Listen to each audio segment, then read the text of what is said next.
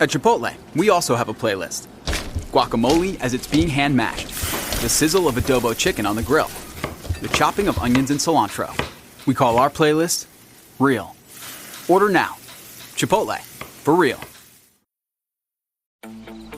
4th of July savings are here at the Home Depot, so it's time to get your grilling on. Pick up the Traeger Pro Series 22-pellet grill and smoker, now on special buy for $389, was $549. Smoke a rack of ribs or bake an apple pie, this grill is versatile enough to do it all. This summer, no matter how you like your steaks, your barbecues are guaranteed to be well done. Celebrate 4th of July with fast, free delivery on select grills right now at the Home Depot. Subject to availability.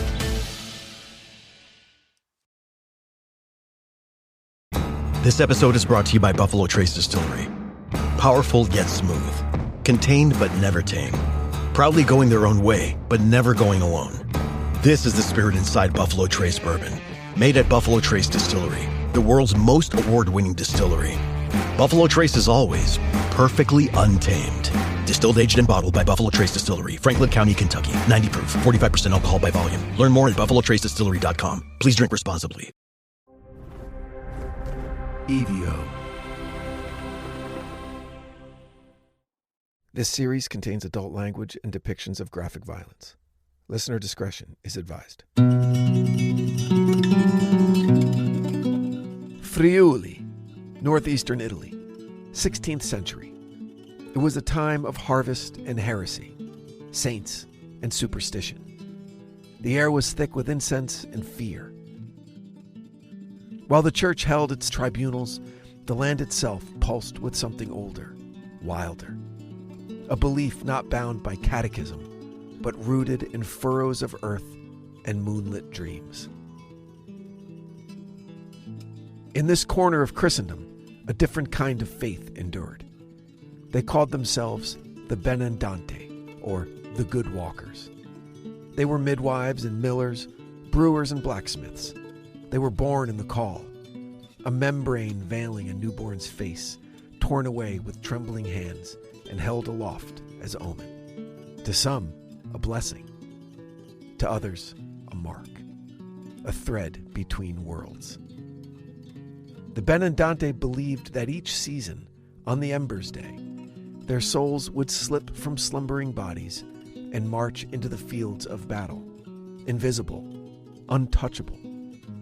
They fought not with blades, but with bundles of fennel and sprigs of rue. Their enemies were witches who rode twisted branches, wielding staves of sorghum and bone. The stakes were the fields, the flocks, the very harvest of Friuli. Welcome back to The Devil Within, European Vacation. You're listening to Blood in the Olive Grove, Italy's Forgotten Monsters. This is Chapter 1, The Benandanti. Giovanni Gasparuto was born on a night split by lightning. The walls of his cottage rattling like judgment had come early. The midwives drew back when they saw the call on his face. Muttering prayers, crossing themselves in haste. His mother, exhausted but smiling, took it as a sign. His grandmother, who knew the old ways, simply nodded. As a boy, Giovanni wandered the fields alone. He spoke to animals, he listened to trees. And by 12, the dreams began. Darkened skies over withered wheat, wolves walking upright, a woman in black feeding blood to the soil. By 17, he wasn't alone. Others, marked by the veil, found him. They met in barns and cellars, under the cover of ordinary days. Bakers, shepherds, even a priest's niece. They shared visions, they shared stories, rituals passed down not through books, but through breath. And on the ember days, they lay on the ground, arms at their sides, mouths murmuring old prayers. The wine was passed, the lamps were dimmed, and their bodies fell still. And then, their spirits rose. Some flew like crows, Others ran on all fours or slipped through cracks in the walls of sleep. They gathered in the twilight spaces, not of heaven or hell, but of soil and root. And there, the battle began.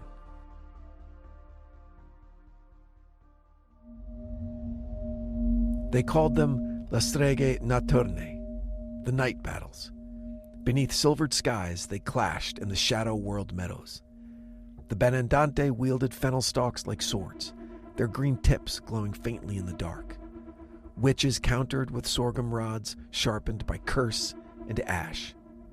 Victory meant abundance, full baskets, fat calves, rain when it was needed, sun when it was not.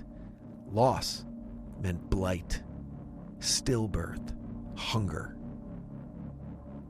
Caterina Morsolini, a midwife from Cividale, once described a specter bearing her dead sister's face, screaming in a language she didn't know. Another spoke of a ghostly wolf that sang like a child and bit like a man. To outsiders, it sounded like madness, but to those who worked the land, it made perfect sense. They honored the Benandanti, left offerings at crossroads, whispered blessings into the wind, until the church began to listen. In 1575, Father Felice de Montefalco arrived in Friuli, sent by the Roman Inquisition. He bore parchment and power, and a suspicion of anything unorthodox. He questioned the villagers about their strange customs, the dreaming, the drinking, the journeys by night. And he summoned Giovanni. At first, the young man was honest. He spoke of battles waged in visions, of guarding the fields, of his sacred duty. He didn't understand who he was speaking to. He didn't understand the danger. He thought truth would save him. It didn't. The more he spoke, the more heretical he sounded. Flying spirits, magical weapons, secret meetings. In the eyes of the church, these weren't defenders. They were witches in disguise. He was told to repent, to renounce. And he did, tearfully, reluctantly. The records say his confessions ended the practice, that the dreams stopped, that the field was cleansed. But folklore says otherwise. In 1624, a woman named Clara Boveri was accused of bewitching livestock. Under questioning, she admitted to dream walks. She said she joined 12 others in a circle beneath a moonless sky. One held a lantern made of polished bone. They spoke words she couldn't recall, but felt in her own marrow. The wind, she said, ceased. The wheat bent low.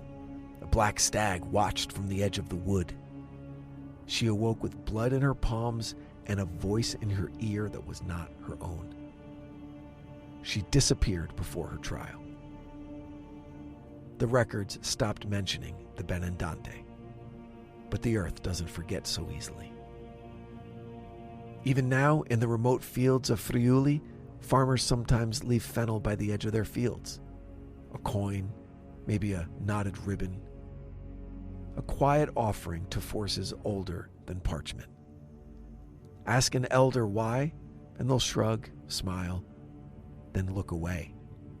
But if you catch them after Mass, with wine on their breath and dusk in their eyes, they might lean close and whisper, "The good walkers are gone, but the land remembers." Some say that during the ember days, the wind carries voices, that dogs bark at barns with no cattle, that crops lean toward unseen figures, that in the silence of sleep, battles are still fought for the harvest, for the soul of the land.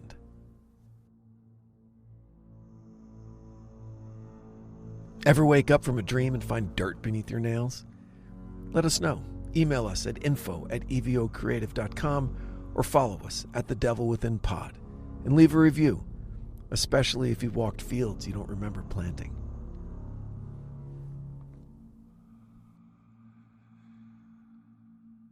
Chapter 2, The Wolf of Gubbio. Gubbio in Umbria. The year was 1220. A hill town nestled in the green folds of central Italy, Gubbio was no stranger to hardship. It had weathered plague, famine, and the endless feuding of noble houses. The townspeople lived modestly, prayed often, and feared God more than death. But what came next would tear at the very fabric of their faith. From the slopes of Monte Ingino came something not born of man or myth, a beast of tooth and hunger. A wolf, they said. But not like any wolf the villagers had known. This one didn't merely hunt. It slaughtered. It devoured goats, then dogs, then men. Children vanished without a sound. Women screamed at the mangled bodies of their sons. Whole families were found shredded, their homes painted in blood. They called it Il Lupo di Gubbio, the wolf of Gubbio. But it was more than an animal. It was a shadow made flesh, fur as black as sin, and eyes like burning coal. For weeks, no one dared leave their homes after sunset.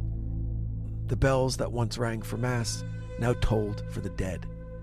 Shepherds returned to their flocks only to find limbs scattered like hay. Hunters wandered into the hills and returned mute, their tongues ripped out, their minds broken. Panic turned to ritual. The townspeople filled the square with candles, they chanted hymns, they painted crosses in lamb's blood above their doors. But the wolf came anyway.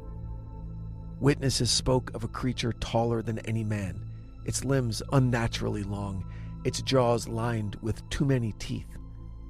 One woman said it leapt from rooftop to rooftop. Another swore it vanished into thin air. The bishop blamed the devil, but the whispers were worse. They said it was punishment, for sins unspoken, for faith unkept. They said it was a demon draped in fur.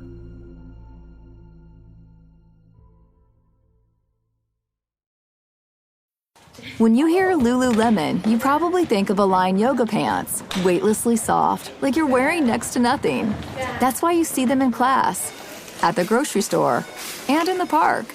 But did you know about skirts with built-in liner shorts so you can still jump for the Frisbee? And tanks and bodysuits? With Align's iconic stretch, you won't want to take it off. And with endless style options, you don't have to. Shop in-store or online at Lululemon.com. This podcast is brought to you by Carvana. Buying a car shouldn't eat up your week. That's why Carvana made it convenient. Car buying that fits around your life, not the other way around. You can get pre-qualified for an auto loan in just a couple of minutes and browse thousands of quality car options, all within your terms, all online, all on your schedule. Turn car buying into a few clicks and not a full week's endeavor. Finance and buy your car at your convenience on Carvana. Financing subject to credit approval. Additional terms and conditions may apply. Meet the most capable CRV Honda has ever dreamed of. The all-new CRV Trail Sport Hybrid. With all-terrain tires and available enhanced traction control, it's built for wherever the day takes you. Heated front seats and a heated steering wheel, ideal for winter drives and crisp early starts. And with generous cargo space, it's ready for big gear and even bigger getaways. The CRV Trail Sport Hybrid. Learn more at honda.com/CRV. I'm 32, juggling family, working full-time, and earning a bachelor's degree. At University of Phoenix, I earn career-relevant skills with every 5-week course. Skills I can use now, not just after graduation. Earn skills in weeks, not years. Visit phoenix.edu.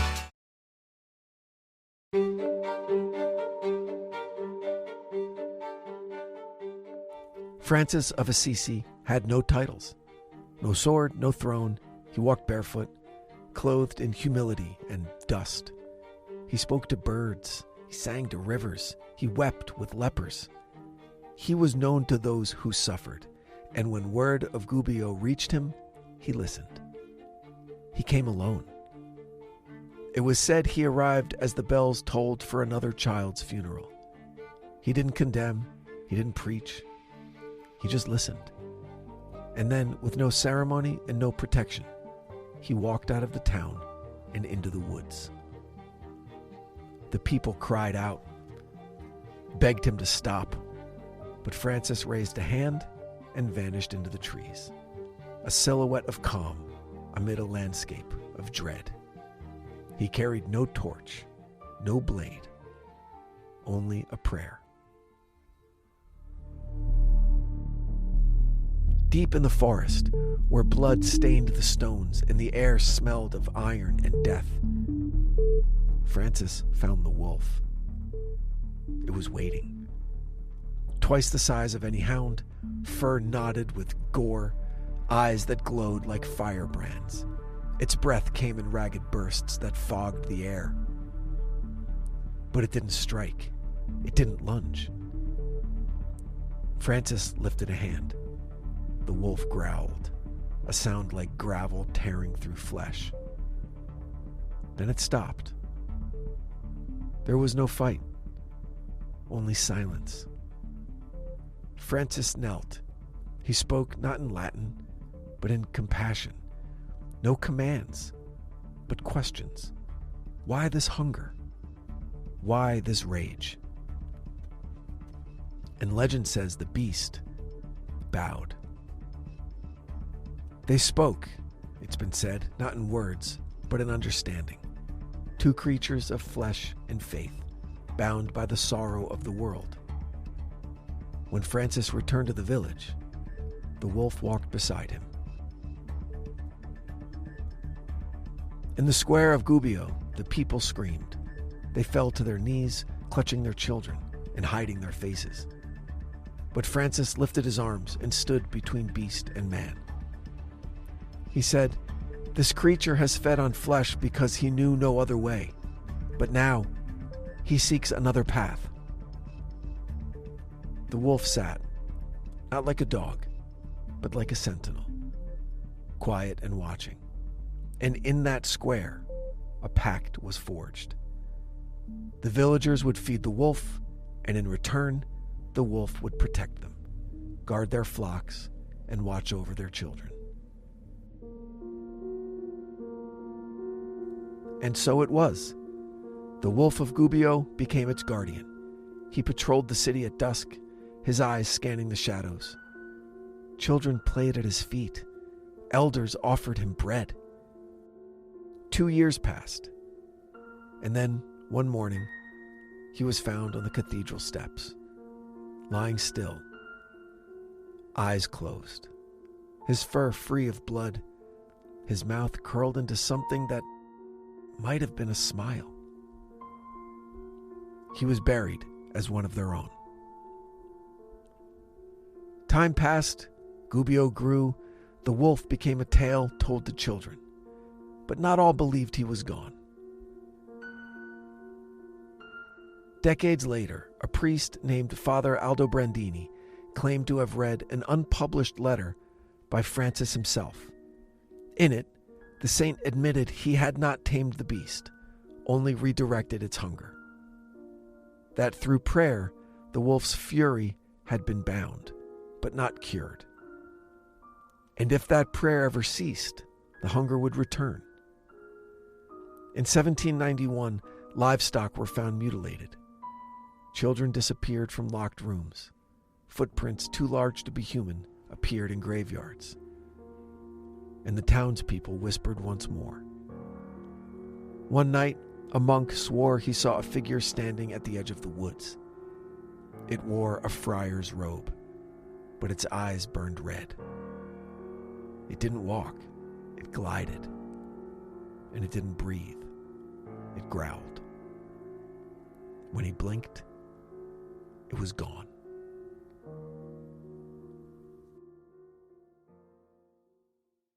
Chapter 3, The Curse of the Lucera Wolves. Lucera, Apulia, the 13th century. A city of convergence, stone minarets alongside Roman walls. Markets rich with incense and suspicion. A place caught between empires, between faiths, between truths and legends. It was here that Emperor Frederick II, the philosopher king of Sicily, exiled thousands of Saracens, Muslims driven from Palermo and the western coast. He thought to contain them, to build a buffer between Christendom and the infidel. But in planting the seeds of exile, he unearthed something older, something far beneath the reach of sword or scripture. They called them lupe della mezzanotte, the wolves of the midnight hour. Not beasts, not men, but something in between, something buried for generations. And when blood fell on Lucera's stones, they rose again. In 1224, caravans of exiled Muslims arrived in Lucera. They brought with them saffron and sorrow, faith and fear. They built homes of sand-colored stone, hung lanterns from archways, and called out to prayer beneath stars unfamiliar. And for a time, peace held. But peace in Lucera was always paper thin. The papacy condemned the settlement. Crusaders in Rome branded Lucera a den of heretics. Locals whispered of secret rites performed in moonlit courtyards, of wolves seen prowling the ruins by night. And then, in 1246, the rumors found flesh. It began with a sound, not a trumpet, not a scream, a howl, low, ragged, and wet with hunger. Guards ran to the northern wall. What they found there were corpses. Not cut, not stabbed, but ripped. Viscera smeared across marble, throats torn as if by claws, helmets split like fruit. The Inquisition said it was rebellion, but those who saw the bodies knew better. No man had teeth that sharp. Amira, daughter of a respected emir, was taken into custody during the early purges. Under torchlight and threat of steel, she whispered of a bloodline not born in Sicily, but in shadow. Her people, she said, carried an ancient inheritance from the Zaban Mountains of Mesopotamia. There, the line between man and wolf had long since blurred. They weren't sorcerers or witches, they were guardians. Ashab Alael, brothers of the night. Chosen in birth, awakened in blood. They didn't transform by will, but by need. When the village was in peril, when the sacred was desecrated, when injustice howled, they answered. In Lucera, they had slumbered for decades, their rights forgotten, their lineage diluted, until the slaughter began, and the blood of innocence woke them once more. In 1300, Pope Boniface VIII declared Lucera unholy. Christian troops stormed the city with righteous fury. Mosques were set ablaze, scrolls were turned to ash, gardens salted, and thousands were executed. But on the second night, the crusade turned inward. Soldiers were found stripped of skin, their armor shattered. Some were impaled on stone spires, others simply disappeared, their blood painting spirals on alley walls. One witness swore a hooded figure dropped from the roofs and ripped the heart from a horse in a single motion. Another claimed to see dozens of glowing eyes blinking in sync along the parapets. The general ordered retreat. Lucera burned. But not all was destroyed. Beneath the ruins, in the dark hollows of the old city, something howled, and then went still. Centuries passed, and Lucera rebuilt. The memory faded and was replaced by myth. But in 1863, a road crew digging near the old mosque unearthed a sealed chamber. Inside, bones. Dozens, some clearly human, others unmistakably canine. And some, with elongated jaws and opposable thumbs, were deemed unclassifiable. At the chamber's center stood a black bowl carved from volcanic obsidian. Its surface shimmered with lunar markings, crescents, cycles, eclipses. Etched into the rim were ancient Mesopotamian characters. A ritual basin, perhaps. Dr. Beatrix Linley, a British anthropologist, was summoned to study the find. She published 2 preliminary notes, then vanished. Her last journal entry read, "They don't walk in the daylight, but they walk." The obsidian bowl was lost. Some say it was taken, but others say it never existed at all. In 1937, the wind changed. Locals recall the night clearly. The breeze turned warm. Wrong. Like the breath of something that shouldn't breathe. Animals howled in unison. A priest vanished mid-sermon. The old mosque's threshold was found streaked in blood. No footprints led to or from the scene. Elderly women smeared ash above their doors. Children were forbidden to whistle after dark. In the olive fields outside the city, paw prints were discovered, larger than a lion's, pressed deep into dry soil, human in shape, but impossibly wide. The town didn't investigate. No papers were filed, but the church bells rang for 3 days. Since then, the sightings have slowed, but not stopped.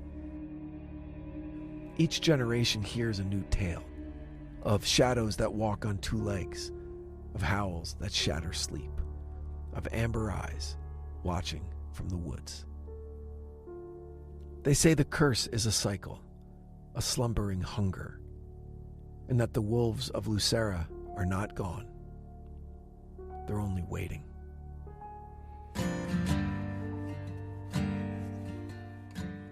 Thanks for listening to The Devil Within, European Vacation. This has been Chapter 1 of Blood in the Olive Grove. If you're going to be in Italy this summer, email us at info@eviocreative.com or follow us at The Devil Within Pod on Instagram. Let us know if you run into anything spooky or scary, or if you meet someone whose blood runs a little warmer under the full moon. Until next time, stay safe out there. The Devil Within is an EVO production, recorded live at Bel Air Studios in Los Angeles, California. For The Devil Within, I'm Brandon Morgan, your writer and host.